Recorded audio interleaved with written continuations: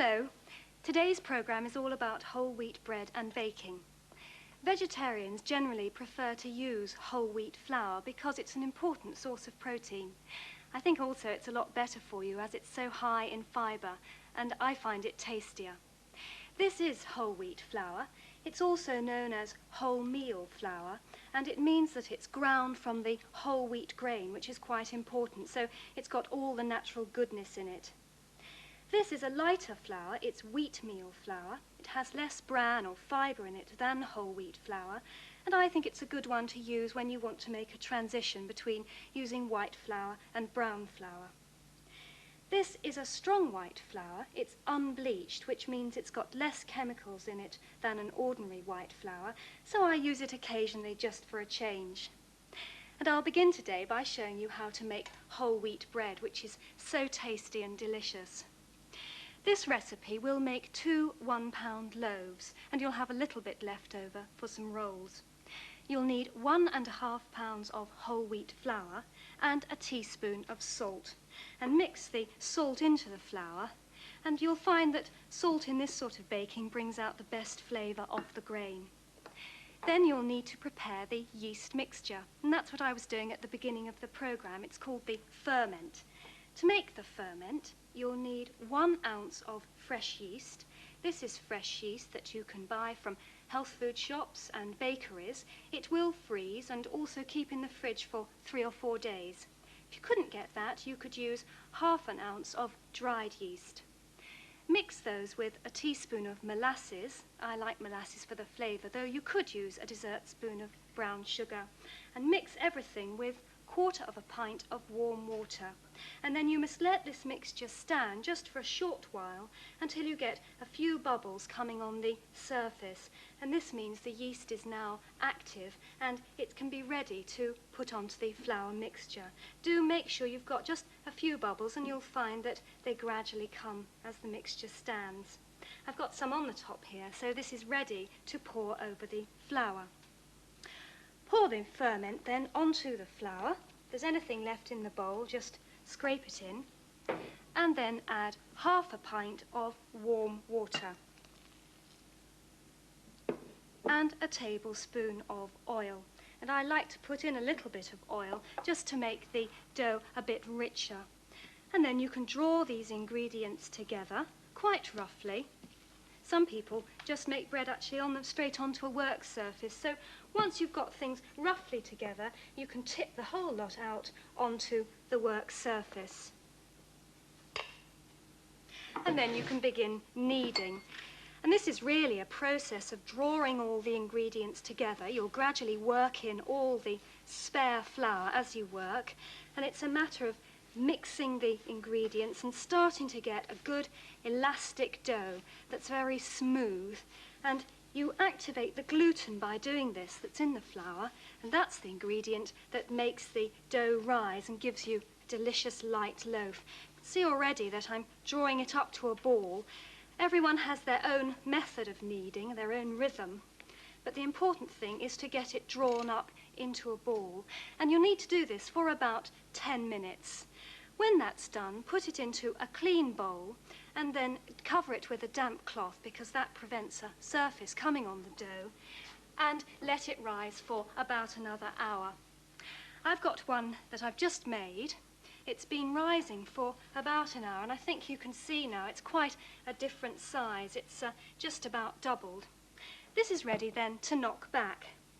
So tip it out onto the surface, and then punch your fist firmly into the centre. Do this a couple of times. This gets rid of all the air that's in the dough, and then you can knead it for just a bit longer with this pulling and stretching action. Now do this for another 10 minutes. I won't show you now because I want to show you how to finish this off to make the loaves. This will make 2 1-pound loaves with a little bit left over, and of course dough freezes uncooked and cooked bread freezes very well. Cut off 1 pound, weigh it if you're not sure, and then just work the dough up into a round and then into a loaf shape, just rolling it out to the right size for the tin with your hands. and then it can go into a lightly greased 1-pound loaf tin. Just drop it in and don't pat it down, but leave it to rise for about another 35 minutes. And you'll see, this is a risen loaf here, how the dough now is gradually coming above the tin. And this one is nearly ready to bake. And it goes into a hot oven, that's a gas mark 7, 425 Fahrenheit, 210 centigrade, for 35 to 40 minutes. And you'll find it'll rise a bit when it's in the oven. This is a loaf that I've just cooked. I left it in the tin for a while. When bread is cooked, to check, just tap on the bottom. If you hear a good hollow sound, that means it's ready. If it's a bit flat, don't worry, just put it back in the tin, put it in the oven for another 5 minutes. But if it's cooked, then you can turn it out onto a cooling rack and let it cool until you're ready to slice it. I've decorated this loaf with an egg glaze, which I put on before it went into the oven, and a few sesame seeds because they just look so attractive. There are many ways that you can use whole wheat dough, making it into a variety of shapes and using different toppings. This is a plat that I've made, which I've covered with caraway seeds. They have a lovely pungent flavour. Here's a plain loaf shape that I've topped with crunchy sunflower seeds, which are very tasty. And here's a round, a cob, which I've sliced across the top and covered with cracked wheat. You can also make lots of little rolls in different shapes, and I think they look very attractive, garnished with blue poppy seeds.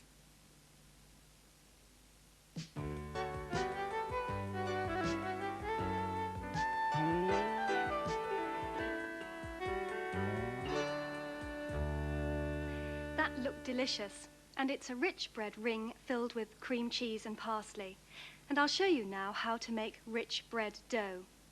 For this recipe, you'll need 1/2 ounce of fresh yeast, 1/2 ounce of brown sugar, 3½ fluid ounces of warm milk, and 1 beaten egg. And mix those ingredients together in a small bowl, and then let the mixture stand for 5 minutes until you get some bubbles forming on the top. And that means the yeast is alive and it's ready to be poured over the flour.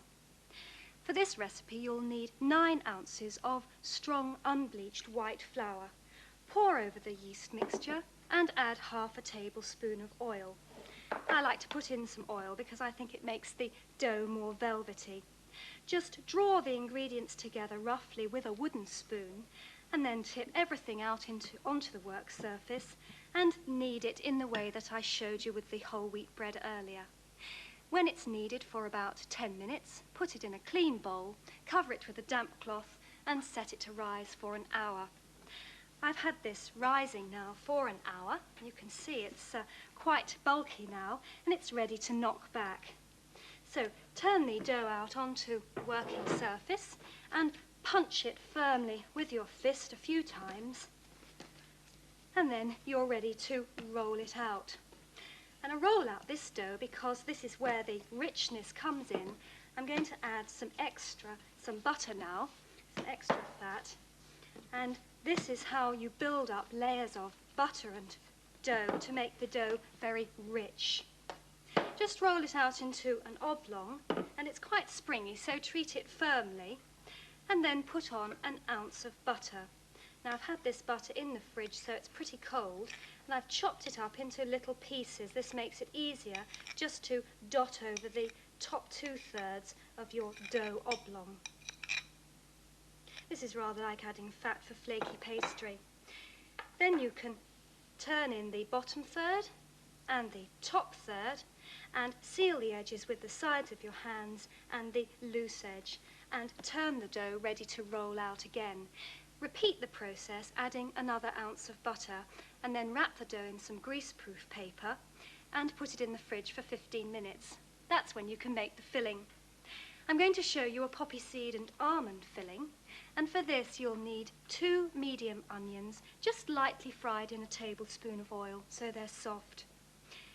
Then add in 1 ounce of blue poppy seeds,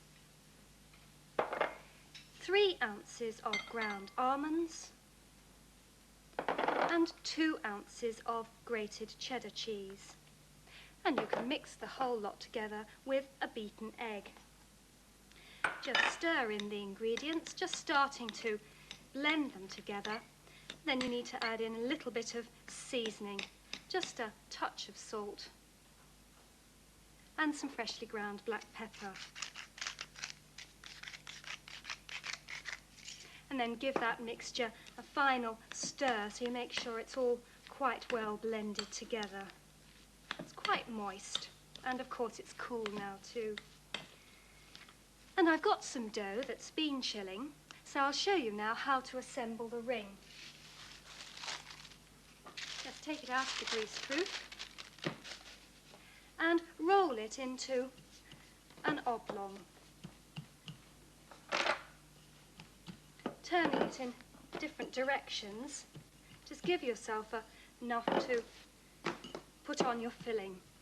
When it's in an oblong, turn the long side toward you, and then you're ready to spread over the filling.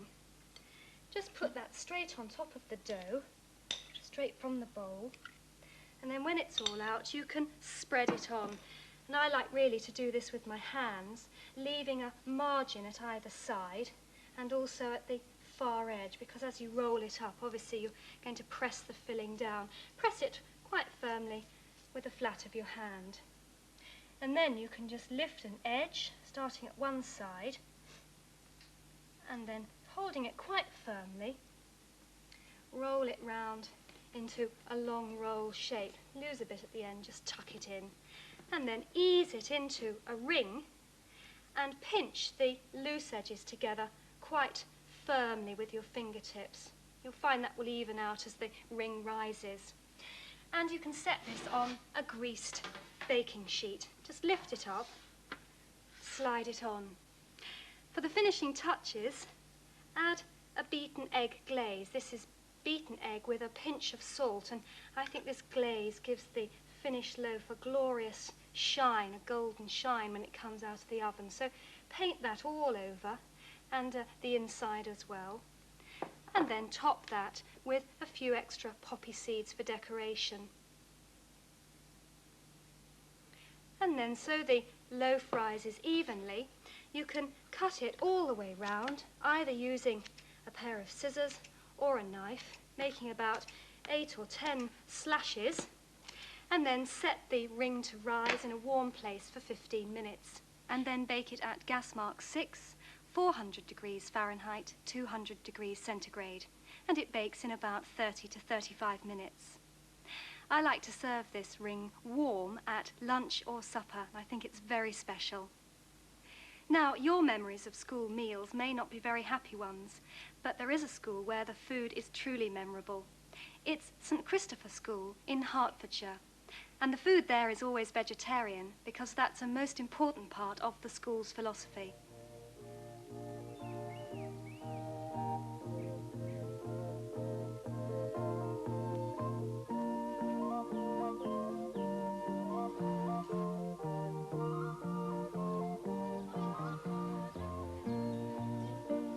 This is an informal school which has always aimed to give the maximum space for individual children. Therefore, we're quite a small school. We have 320 in our senior department, 2/3 of them boarders. We also have 100 in our junior school and some 40 in our Montessori nursery. The school, right from the outset, has maintained a respect for the whole of creation, and this includes respect for animals by not eating them. And it's been, I think, a very important part of life here. We haven't tried to sort of thrust the ideology down people's throats, but what we have tried to provide is really good quality vegetarian food.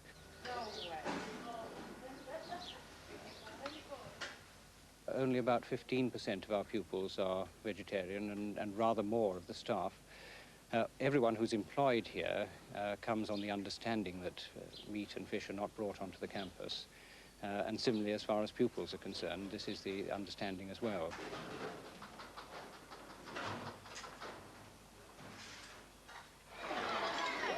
So our lunch is the main meal of the day, and we always provide a wide choice of salads, perhaps 20 different bowls of salad from which children can pick and choose as they wish.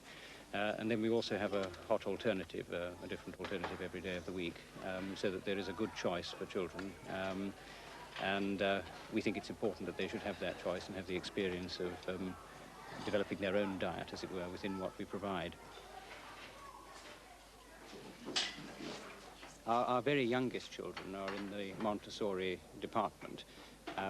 Maria Montessori placed great emphasis on developing the individual judgment of the child, encouraging the child to make his or her own decisions. And this applies as much to the arrangements for lunch as to everything else in their school day.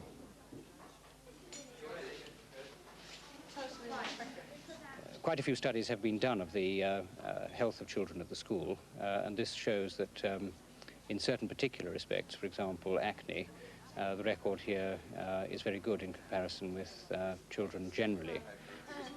With any luck, you're producing lots of hydrogen here. Now, you're going to make the pizza using this wholemeal dough, which is 100% flour. Do you remember we did rolls earlier on in the term? Well, that was the flour that I've used to make this. I think it's important to teach vegetarian cookery, firstly because it's taught in very few places, and I think it's very important that the skills of vegetarian cookery are spread not only to our own children, but to others outside the school.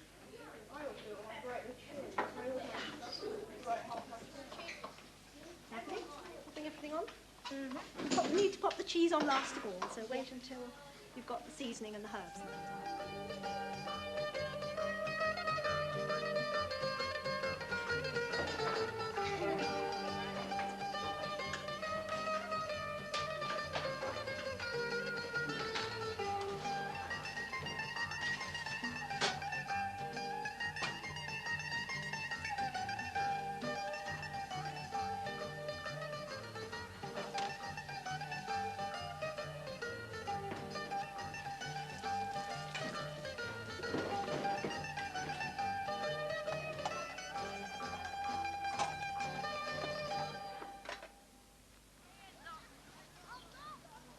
We give some importance to the keeping of animals and bees in the school, because I think in our industrial society, kids, particularly city kids, have very little contact with the natural world. And if we're encouraging a responsible approach to nature and to creation, it's important that young people should have the chance to look after animals and have some experience of it in practice.